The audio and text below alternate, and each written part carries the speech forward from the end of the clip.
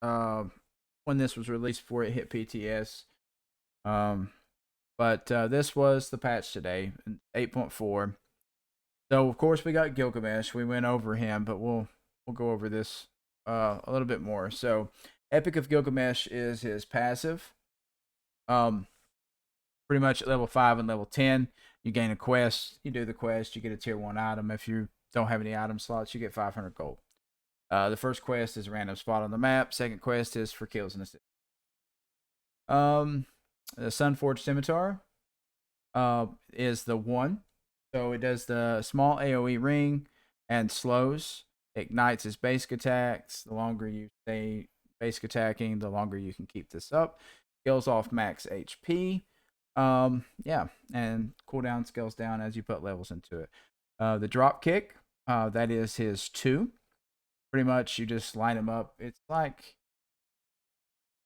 um I would compare it to Herc's 1, the driving strike, in a sense. It's like Herc's 1 and Kumba's 1 put together, I guess. Because you can kick the minions and things like that.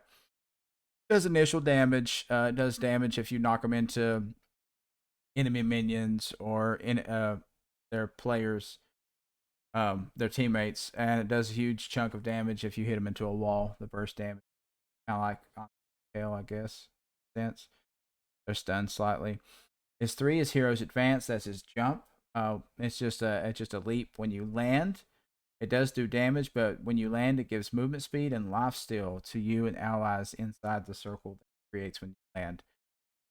Winds of Shamash. That is his ultimate. So initially, it does do a cripple, I believe, or maybe I'm not sure about the cripple. It says that crippling enemies inside the ring, but I've seen people jump out of it like several times. So I think that cripple is only like at the initial start of it. Anyway, it does damage constantly. The closer they get to the wall, the harder it is. They slow down and they get the cripple more and more. If you damage them with Gilgamesh, um, when they're at the edge, they'll actually be knocked back to the center. And if you kick them into the edge, it's like they're hitting a wall, just like an Odin wall. But they can walk through it if they manage to get through the cripple and the slow effect. And here's some of the skins. We got the Ascended Gilgamesh, if you have the Seasoned God Pack for this year, and the Recolor, and his Masteries, apparently. And then we have this new Ares skin, the Chiron skin, Discordia skin, Medusa, and then the 2 really awesome, like far out man skins I got today. The Fun Guy Merlin and Peace Out Artemis. And then we got the Mystical Monster Scylla, which was using. So there's gonna be a bonus update on May 4th also. Alright, so let's see, quality of life. Flash mode. This map is planned to launch. Oh yeah, so that they were talking about this last year. So it's gonna be like Clash and Siege combined. Um it's designed to feel like Siege and Clash rework at the same time.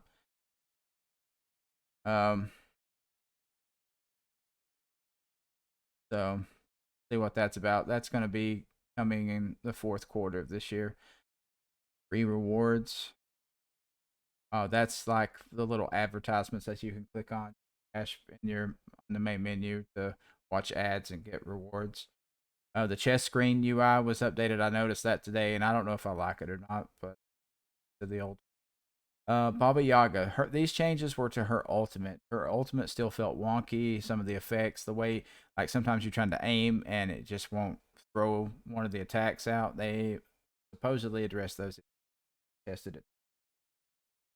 Um, what do we have under? Yeah, that's just the music theme, the lighting, the the skybox was different. Me and Steven noticed immediately how dark it was on Conquest now.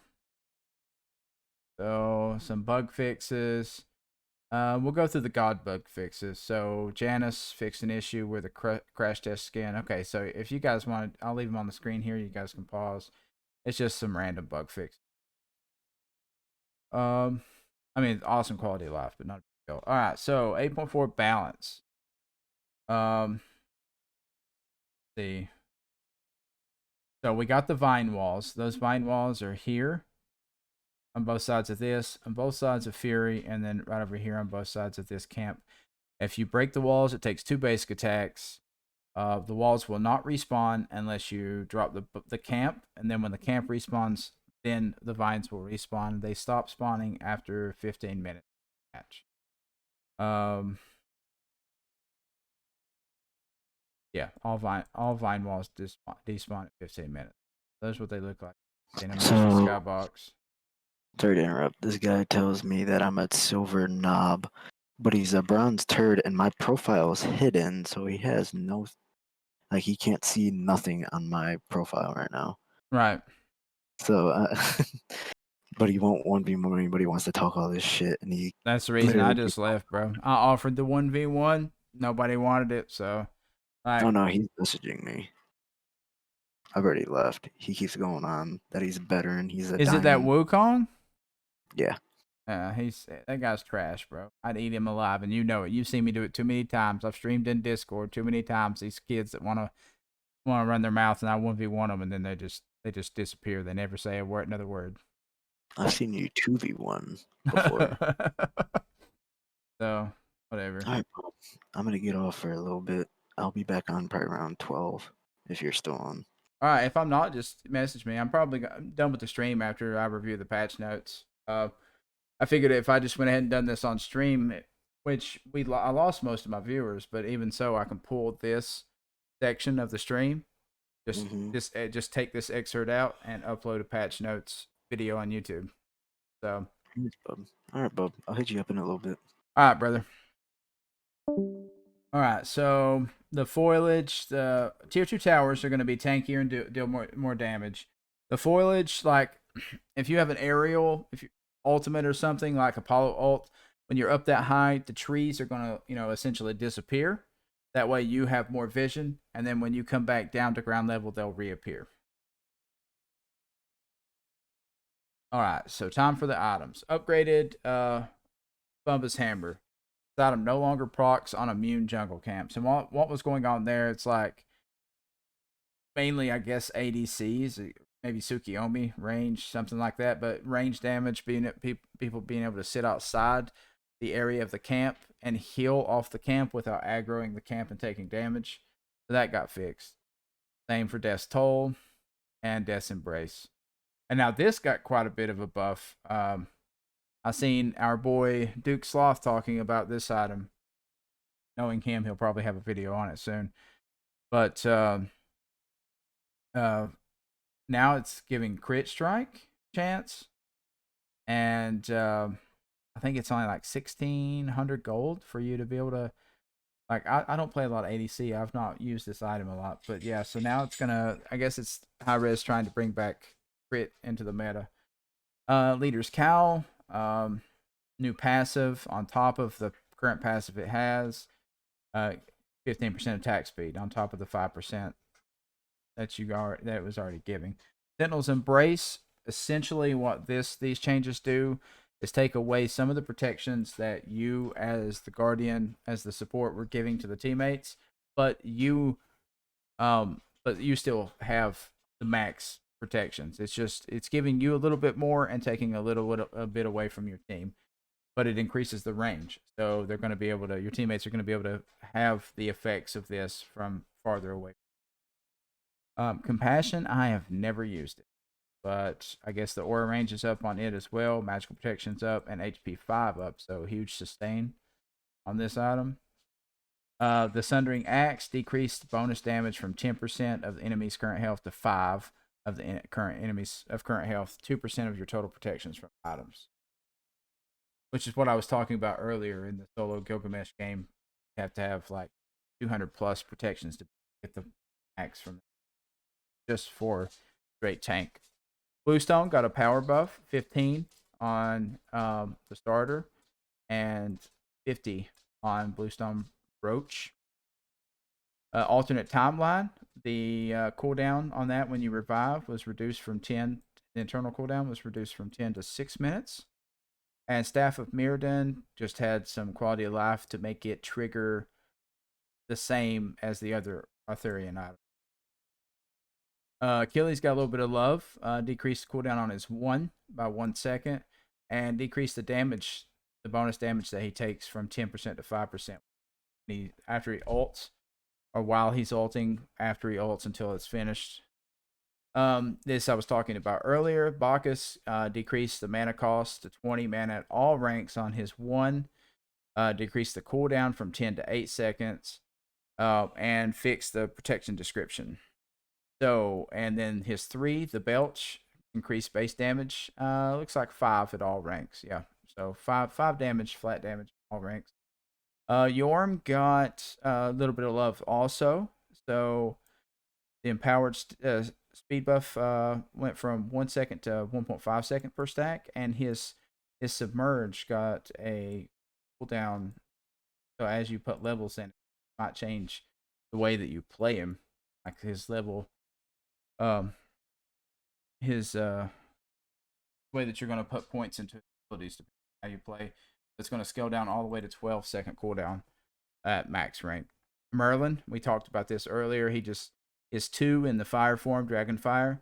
Instead of it doing 0.5 to 2.5% per tick for reduced protections, it's now going to be, I think it's 4% at all. Or yeah, max stacks went down from 6 to 4, and it's 4% at all ranks. So it's 16% at max stacks. Cooldown on Nice 1 got reduced. Oleron, base power was increased by 2. And in critical strike damage, his critical strike damage was increased from 50 to 55%. Serket, her passive, it used to be like if you timed an Aegis really well, like just perfect timing, you'd be able to Aegis the health percent damage from her consuming poisons. That's no longer going to happen. It's only going to consume the poison if they're able to take the damage. And power scaling on her ultimate by, what is that, 15%? Sylvanas, we talked about this one earlier when we played him as well. Basic attack damage up 3 points.